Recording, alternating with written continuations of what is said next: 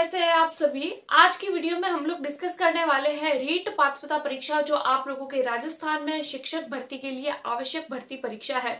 जैसा कि आपको पता है कि कई टाइम पहले, यानी कि कुछ दिन पहले जो है वो हम लोगों को ये बात सुनने में आ रही थी कि राजस्थान में रीट जो है वो काफी टाइम के बाद, यानी कि 2022 में रीट का पेपर हुआ था और अभी जो है वो 2025 में अगेन से आप लोगों की रीट का एग्जाम होने वाला है।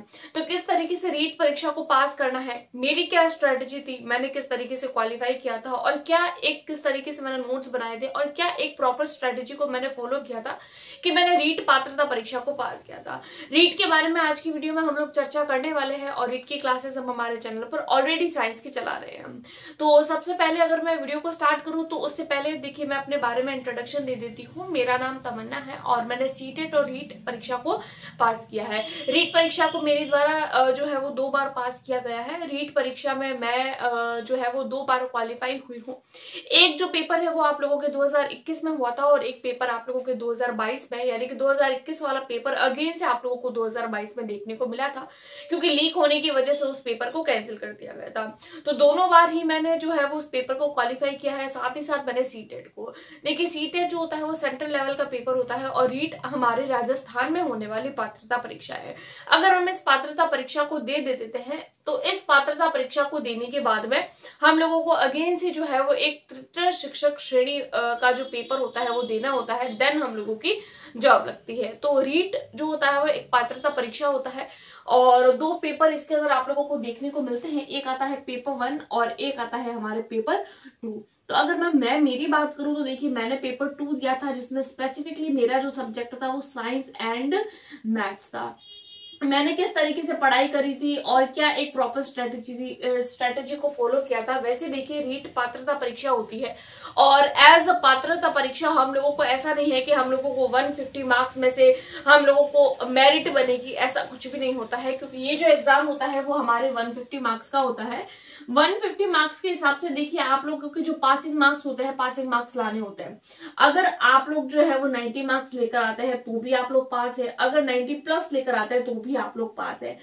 एज जनरल कैटेगरी आप लोगों को 90 प्लस मार्क्स लाने होते हैं। अब कैंडिडेट कई बार ऐसे सोचते हैं कि हम लोग तो 90 जो है वो तो सिर्फ पासिंग मार्क्स है, लेकिन हम लोग जो है वो 120 की तैयारी करेंगे, 130 की तैयारी करेंगे।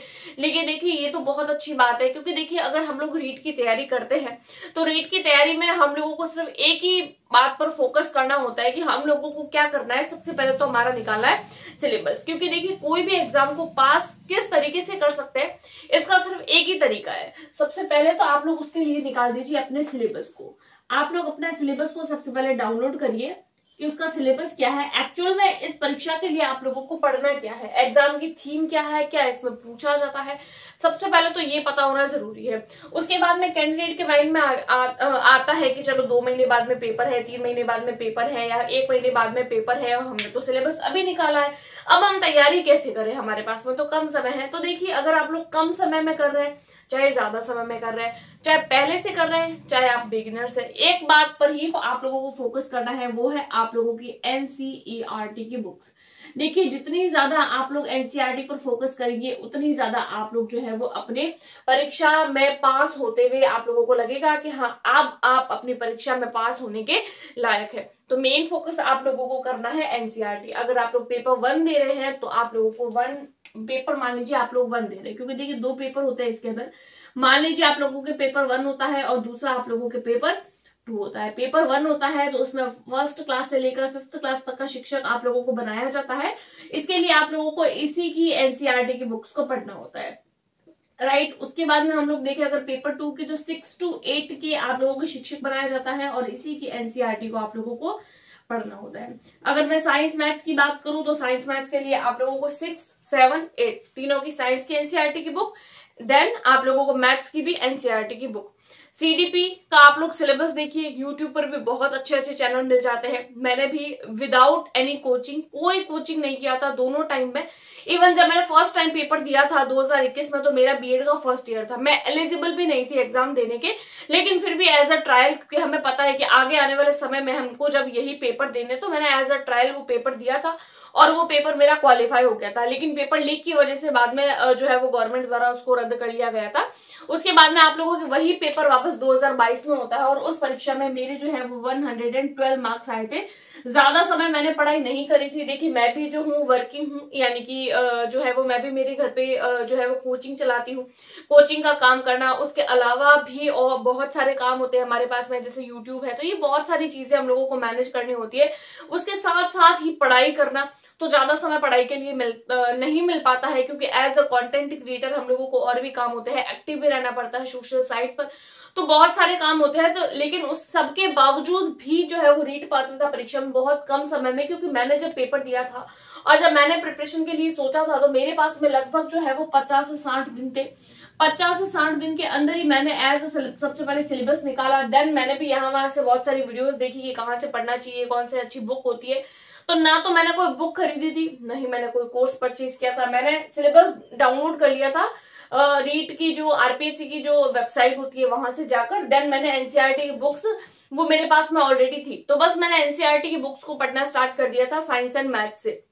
और साइंस को पढ़ के मैंने खुद के नोट्स भी बना दिए थे, जो नोट्स मैं अपने चैनल पर आप लोगों के साथ में शेयर भी कर रही हूँ। तो आप लोग एक बार जाकर उसकी भी प्लेलिस्ट को देखिए, काफी अच्छे नोट्स है, अपडेटेड फॉर्म में मैं आप लोगों के साथ में शेयर करती हूँ। मैंने तो हालांकि रफली काम किया था, लेकिन आप लोगों को करवाने के हिसाब से मैं उसको वापस अपडेट कर रही हूँ और सिस्टमैटिक तरीके से आप लोगों के साथ में प्रोवाइड कर रही हूँ। काफी अच्छे नोट्स है, एक बार देख लीजिएगा, फ्री ऑफ कॉस्ट है, टेलीग्राम ग्रुप पर भी आप लोगों को मिल जाएंगे उसकी कंप्लीट पीडीएफ। जैसे जैसे टॉपिक होता है, टॉपिक के साथ साथ उसके प्रीवियस है। देखिए जरूरी नहीं है कि मान लीजिए हम लोगों ने कोई भी टॉपिक पढ़ा, मान लीजिए हम लोगों ने रीट का एक टॉपिक पढ़ लिया, वो टॉपिक हमारा डाइजेस्टिव सिस्टम, मान लीजिए डाइजेस्टिव सिस्टम। अब आप लोग देख रहे हैं कि रीट पात्रता परीक्षा में डाइजेस्टिव सिस्टम में से कहाँ कितने क्वेश्चन पूछे गए। तो देखिए एक पेपर होगा रीट का, तो उसमें डाइजेस्टिव सिस्टम में से आप लोगों को कितने क्वेश्चंस मिलेंगे, एक या दो या मैक्सिमम तीन तो नहीं देखने को मिलते हैं। एक टॉपिक में से एक ही क्वेश्चन पूछा जाएगा। और इससे पहले रीट कितनी परीक्षाएं हुई है, एक बार, दो बार, तीन बार, 5 बार। तो आप लोगों को डाइजेस्टिव सिस्टम में से कितने क्वेश्चंस प्रीवियस ईयर देखने को मिलेंगे रीट की बात करें तो 3 या 4। लेकिन आप लोग क्या करिए, जैसे मान लीजिए आप लोगों ने कोई टॉपिक पढ़ लिया, मान लीजिए आप लोगों ने डाइजेस्टिव सिस्टम पढ़ लिया, तो अब डाइजेस्टिव सिस्टम से रिलेटेड आप लोग देखिए अदर टीचिंग एग्जाम में, ओनली टीचिंग एग्जाम की बात कर रही हूँ, ऐसा नहीं आप एसएससी लेवल के क्वेश्चंस देख रहे हैं तो आप लोग कंफ्यूज हो जाएंगे, आप लोगों को लगेगा कि हमने बहुत कम पढ़ा है, क्योंकि रीट में कोई ज्यादा डेप्थ में क्वेश्चंस नहीं बनते हैं, ऊपर ऊपर से क्वेश्चंस बनते हैं, 6ठी 7वीं 8वीं की किताबें पढ़नी है जो बच्चे पढ़ते हैं, तो नॉर्मल सा पेपर आता है। तो मैंने मेरे टाइम पे क्या किया था, मैं पहले जो है वो टॉपिक को पढ़ती थी, उसके नोट्स बनाती थी अपने नोटबुक में, उसको अच्छे से बार बार रिवाइज करती थी, हाईलाइट करती थी, बार बार उसको रिपीट करती थी। देन जितने भी टीचिंग एग्जाम्स में पूछे गए हैं, जैसे अगर मैं बात करूं तो मैंने सीटेट को भी क्वालिफाई किया, तो सीटेट के भी जैसे डाइजेस्टिव सिस्टम से रिलेटेड रीट में आए हुए प्रीवियस ईयर क्वेश्चन कर लेते हैं, रीट में आए हुए कर लीजिए। उसके अलावा आप लोग जो है वो सीटेट में आए हुए प्रीवियस ईयर क्वेश्चंस कर लीजिए। देन आप लोग यूपी टेट में आए हुए प्रीवियस ईयर क्वेश्चन कर लीजिए। उसके अलावा एच टेट में आए हुए पेपर कर लीजिए। तो देखिए बहुत सारे टेट एग्जामिनेशन हम लोगों को देखने को मिलते हैं। तो जितने भी टेट एग्जामिनेशन में आप लोगों को इस टॉपिक से रिगार्डिंग क्वेश्चंस देखने को मिले हैं ना, उन सारे क्वेश्चंस को तो लगभग आप लोगों को एक टॉपिक के 20 क्वेश्चंस डिस्कस जो है वो करने हैं, 20 क्वेश्चन प्रैक्टिस करनी है। टॉपिक पढ़ा, क्वेश्चन प्रैक्टिस, कम से कम 20 क्वेश्चन। तो आप लोगों के वो टॉपिक क्वेश्चन करने से क्या होगा, एक तो टॉपिक भी कंप्लीट हो जाएगा अच्छे से कि हम लोगों को टॉपिक समझ में आ गया। देन आप लोगों को क्या होगा कि वो क्वेश्चन प्रैक्टिस भी हो जाएगी। आप लोग उसको एज अ टेस्ट दीजिए तो आप लोगों को पता चलेगा कि चलो टॉपिक 20 मैंने क्वेश्चन किए हैं, उसमें से मुझे जो है वो 18 मार्क्स आ रहे हैं। तो 2 क्वेश्चंस आप लोगों की कहाँ कम पड़ रहे हैं, आप लोगों को कौन सी चीज नहीं समझ आई है, आप लोग कहाँ भूल रहे हैं, कहाँ कंफ्यूज हो रहे हैं। क्योंकि देखिए जो सीटेट का पेपर होता है ना, काफी अच्छे क्वेश्चंस बनते हैं, काफी लेवल के क्वेश्चंस बनते हैं। तो एक लेवल के क्वेश्चंस करते तो बहुत दिमाग लगाना पड़ता है, और रीट पात्रता परीक्षा में तो इतने ज्यादा क्वेश्चंस जो है वो हम लोगों को कंफ्यूज करने वाले नहीं बनते हैं। डायरेक्ट क्वेश्चन होता है, डायरेक्ट आंसर बनता है। क्वेश्चन पूछ लिया, डायरेक्ट उसका आंसर होगा जो हम लोग आराम से याद कर सकते हैं, रिकॉल करके हम डायरेक्ट आंसर कर सकते हैं। लेकिन आप लोगों की सीटेट में ऐसा नहीं होता। सीटेट में आप लोगों के थोड़ा सा क्वेश्चन की जो क्वालिटी होती है उसको घुमा दिया जाता है, क्वेश्चन को घुमा के पूछा जाता है। तो जब क्वेश्चन को घुमा दिया जाता है तो दिमाग लगाना पड़ता है। तो हम लोगों ने जो चीजें पढ़ी होती है ना, वो सारी हम लोगों को वापस रिकॉल करनी होती है अपने माइंड में। तो जितनी ज्यादा टाइम हम रिकॉल करते हैं ना, उतनी ज्यादा टाइम हमारा रिवीजन होता है। और कोई भी परीक्षा पास करने के लिए रिवीजन ज्यादा जरूरी है। तो बुक परचेज आप लोगों को करनी हो तो कर सकते हैं, कोई मैं आप लोगों को ऐसे गाइड या वो नहीं बोलती हूँ। बुक परचेज करनी है तो आप एनसीईआरटी करिए। देन आप लोग अपनी तीसरे एक बात पर फोकस कर सकते हैं, वो आते हैं आप लोगों के पीवाईक्यू। पीवाईक्यू कहाँ के करने हैं, तो हर एक टेट एग्जाम के, रीट में आए हुए करिए, सीटेट में, यूपी टेट में, एच टेट में, उसके अलावा भी अगर कोई टेट होता है तो उसके करिए।